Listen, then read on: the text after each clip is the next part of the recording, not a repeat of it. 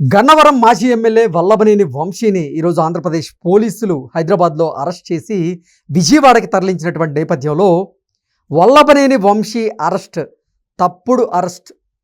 ఆయన మీద కక్ష సాధింపు చర్యల్లో భాగంగానే ఇప్పుడు కూటమి ప్రభుత్వం ఆయన్ని అరెస్ట్ చేసిందంటూ వైసీపీకి చెందినటువంటి కొంతమంది నేతలు దీన్ని వాదిస్తున్నటువంటి నేపథ్యంలో అసలు వల్లభనేని వంశీ అరెస్ట్ తప్ప ఒప్ప అనేది మనం పూర్తి స్థాయిలో విశ్లేషణ చేసుకుందాం. ప్రస్తుతం మనతో పాటున్నారు ప్రముఖ రాజకీయ విశ్లేషకులు కృష్ణకుమారి గారు. మేడంతో మాట్లాడదాం. మేడం నమస్తే. మేడం, వల్లభనేని వంశీ అరెస్ట్ మీద భిన్నాభిప్రాయాలు అయితే వ్యక్తమవుతూ ఉన్నాయి. వల్లభనేని వంశీ అరెస్ట్ తప్పని, కక్ష సాధింపు చర్యల్లో భాగమేనంటూ కొంతమంది వైకాపా నాయకులు కూటమి ప్రభుత్వం మీద విమర్శలు, ఆరోపణలు చేస్తూ ఉన్నారు. ఏంటి మేడం, వల్లభనేని వంశీ అరెస్ట్ తప్ప ఒప్ప అంటే ఏం చెప్తారు? 2019 నుంచి 2024 వరకు ప్రజాప్రతినిధుల్ని సైతం వదిలిపెట్టకుండా అరెస్టులు చేసిన వైసీపీ పార్టీ ఈరోజు కనీసం అతను ఎమ్మెల్యే కూడా కాదు, అలాంటి అంటే ప్రజాప్రతినిధి కాదు, అలాంటి అతన్ని అరెస్ట్ చేస్తే వీళ్ళు ఎందుకు ఇంత గగ్గోలు పెడుతున్నారో అర్థం కావట్లా. ఏదో అంటారు చూడండి, ఎలా ఉందంటే వాళ్ళ పరిస్థితి ఏదో గండు చెవులు కుట్టిన వాళ్ళ మాదిరి ఎగురుతున్నారు. గండు చెవులు కూడా కాదు, అడవి చెవులని ఉంటాయి కొన్ని, అడవి చెవులు కుడితే చాలా ఇబ్బంది. అట్లా గోలగోలు చేసేస్తున్నారు. అంటే వీళ్ళ భయం ఏంటంటే వల్లభనేని వంశీ అరెస్ట్ అయ్యాడు, వల్లభనేని వంశీకి సంఘీభావంగా ఉండాలి అనే దానికన్నా వల్లభనేని వంశీ ఒక పెద్ద ఆకు రౌడీ, ఆ రౌడీని అరెస్ట్ చేస్తే ఇంక మన సంగతి ఏంటి అని మధ్యస్థాయి నాయకులు ఏమైనా భయపడతారేమోనని వాళ్ళ భయం. అంతేగాని వల్లభనేని వంశీ అంటే వల్లభనేని వంశీ మీద ప్రేమ ఉంది, ఆ ప్రేమతోనే ఇప్పుడు ఏదో నిరసనలకి వాళ్ళు ప్రయత్నం చేసేది అనేది తప్పంట. అది ఒట్టి మాట. ఇప్పుడు ఈ అరెస్టు ఏ సంకేతాలకు వెళ్తాయి అంటే మన సంగతి ఎప్పుడో ఒకప్పుడు అల్లరి చేసిన వాళ్ళు ఉన్నారు కదా పార్టీలో, తెలుగుదేశం వాళ్ళని దూషించి కానీ లేకపోతే వాళ్ళ ఇళ్ల మీదకి వెళ్ళి ఇది చేసిన వాళ్ళు కానీ వాళ్ళని ఏదైనా రచ్చరచ్చ చేసిన వాళ్ళు ఉన్నారు కదా. ఇప్పుడు వాళ్ళందరికీ గుండెల్లో రాయబడింది. సో మేకపోతు గాంభీర్యాన్ని ప్రదర్శించేందుకే వైకాపా నాయకులు ఇప్పుడు కూటమి ప్రభుత్వం మీద ఆరోపణలు చేస్తున్నారు. ఎందుకంటే వాళ్ళు వస్తూనే రాజధాని విషయం, 3 రాజధానుల విషయం తీసుకొచ్చారు. మొదటగా వ్యతిరేకించిన వ్యక్తి వాళ్ళ పార్టీ వ్యక్తి, వాళ్ళ పార్టీలో వ్యక్తే వ్యతిరేకించాడు. మన పార్టీ వాడు కదా అని చెప్పి కూడా ఊరుకోకుండా అతన్ని ఏమేమి హింసల పాలు చేశారో, 3rd డిగ్రీ ప్రయోగించారు. ఇదేమి ఏదో గత శతాబ్దంలో జరిగిందో ఏమో కాదు కదా, నిన్నగాక మొన్న జరిగింది కదా. ఇంకా అందరికీ ఆయన కట్లు, ఆయన కాళ్ళు, ఆయన వాతలు అవన్నీ చూపించాడు కదా వీల్ చైర్లో తిరుగుతా. మరి మీ పార్టీ వాడిని మీరు చేస్తే కూడా తప్పులేదు, కానీ పక్క పార్టీ వాడు మీ పార్టీ వాడిని చేస్తే తప్పు అయిపోయింది. అసలు ఇదేం లాజిక్కో నాకు అర్థం కావట్లా. ఆ తర్వాత నిరూపణగాని కేసులు పెట్టడంలో జగన్మోహన్ రెడ్డి ప్రభుత్వం అసలు ఇంకా వాళ్ళకి ఏ ప్రైజ్ అంటే ఆ ప్రైజ్ ఇవ్వచ్చు అనమాట. అంటే అక్రమ కేసులు బనాయించడంలోనా? మరి ఇప్పుడు ఆయన మీద ఈఎస్ఐకి సంబంధించి ఒక కుట్ర అని చెప్పి అచ్చెన్నాయుడు మీద పెట్టారు. అచ్చెన్నాయుడు వాళ్ళకి కేసు పెట్టడం ఒకటే చేయరు, వాళ్ళని మామూలుగా 41 CRPC నోటీస్ ఇచ్చి విచారణకు పిలిచి రైట్ రాయల్గా తీసుకెళ్ళి మ్యాజిస్ట్రేట్ ముందు పెట్టి ఆయన రిమాండ్ విధిస్తే రిమాండ్కి పంపించడం వేరు.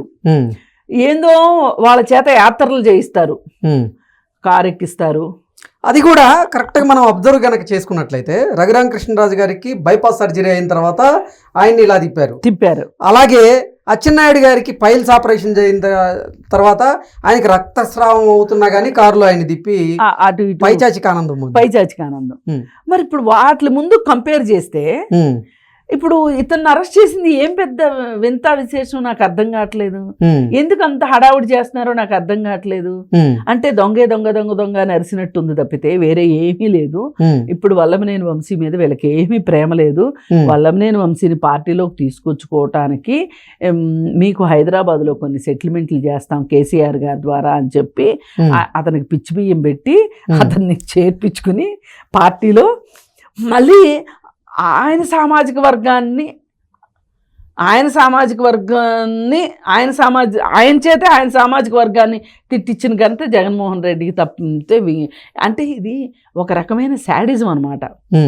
ఇప్పుడు ఒక ఇంట్లో మనుషులు కొట్టుకుని వస్తున్నారు అనుకోండి, వాళ్ళకి కొంచెం దాయాదులు లాంటి వాళ్ళు ఉంటారు కదా, వాళ్ళు ఎలా చూసి ఆనందాన్ని అనుభవిస్తారు, వికృత ఆనందం.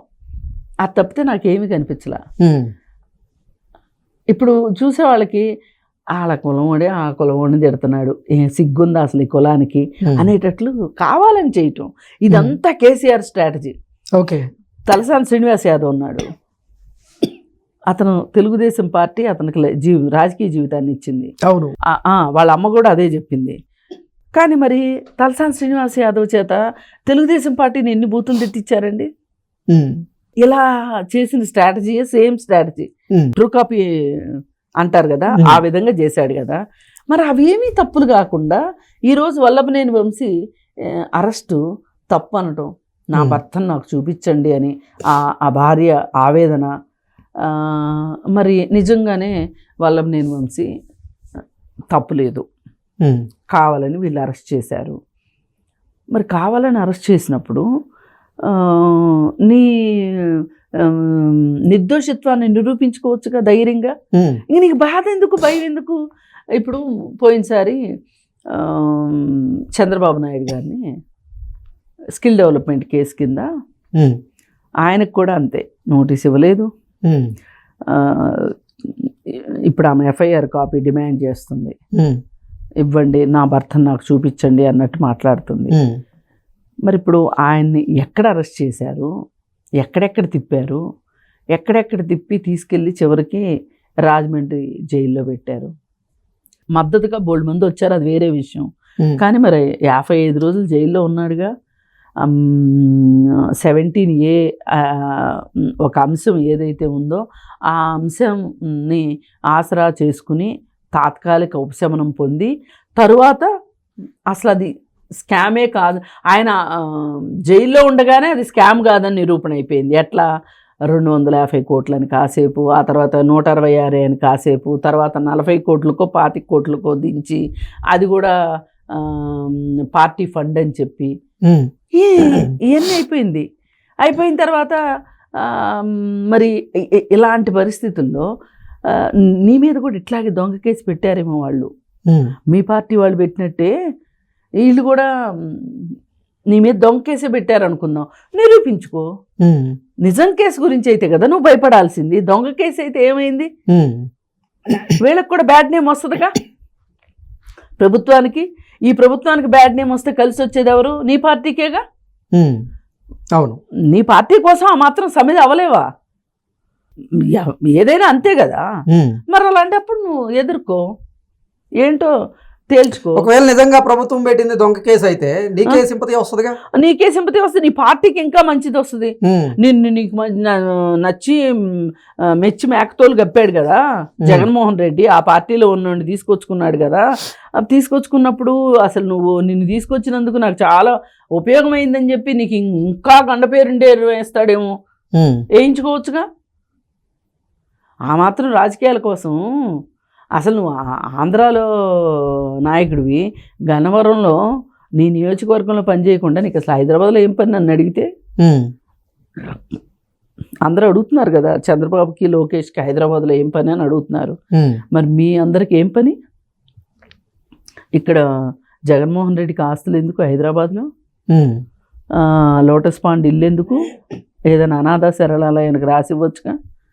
మీరైతే ఆస్తులు కూడబెట్టుకోవచ్చు, మీరైతే ట్రిప్పులు తిరగచ్చు, మీరైతే హైదరాబాద్లో తలదాచుకోవచ్చు. అందుకని పాపం శ్రీరెడ్డి ఏ నోటితో అందో కానీ ఓచకోత అంది కదా, హైదరాబాద్లో దాక్కున్నా సరే, ఎక్కడ దాక్కున్నా సరే, ఆమె హైదరాబాద్ని వాడింది. ఓకే. మహాతల్లి నిజంగా ఆమె నాలుక మీద మచ్చలు ఉన్నాయేమో, నాకు ఇప్పుడు అనుమానం వస్తుంది. ఓకే. శ్రీరెడ్డికి హైదరాబాద్లో దాక్కున్నా తీసుకొస్తామని చెప్పింది. ఇప్పుడు వాళ్ళ నాయకులే హైదరాబాద్లో దాక్కుంటున్నారు. అందుకని చెప్పి కాలం చాలా మహిమగలది. దీన్ని కాలమహిమ అంటారు. అందరికి అన్నీ చూపిస్తుంది. ఏదో టెంపర్ సినిమాలో డైలాగ్ లాగా. అందుకని చెప్పి